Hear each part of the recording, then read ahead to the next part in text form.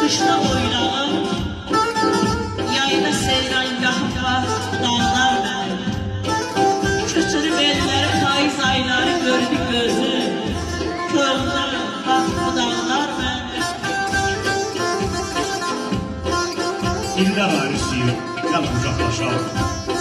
Nə yaxşı görüşdük, salam adamlar.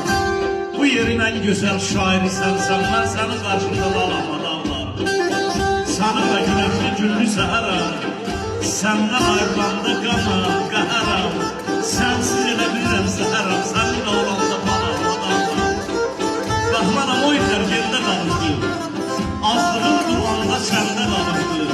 Mənim yaşlıyım səndə qalıbdı, indi saçları bir çalam adamlar. İndi saçları bir çalam adamlar.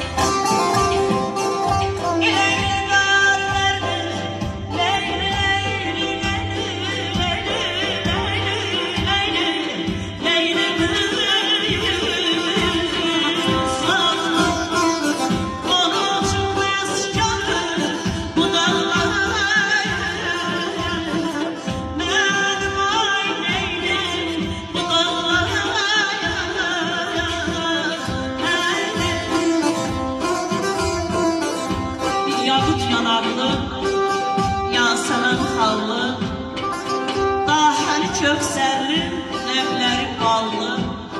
İlə ilqar verdi, leyli busallı, onun üçün məskanı, bax bu dağlar mənim. Milyon insan gelir, milyonu gelir. Ölmezlik libası giyen olmuyor. Dünya süresinde mindir nimet var, kısmetten artık yiyen olmuyor. Sonunu çok gördüm var yıkanların. Yurdu viran oldu ev yıkanların. Hakkın düz yolundan tet çıkanların atasına rahmet okuyan olmuyor. Mecliste tamahtan özümü koru. Yem üçün tokuyup ölçek toru. İnsan var eğilmez dağ güruru. Mesleki pulunu alan olmuyor. Meyvesiz her dışarı böhlanın. İblisten şeytandan kenar dolanın. Dileydi. Diline sahip olanın taş atıp başını yaran olmuyor. Taş atıp başını yaran olmuyor.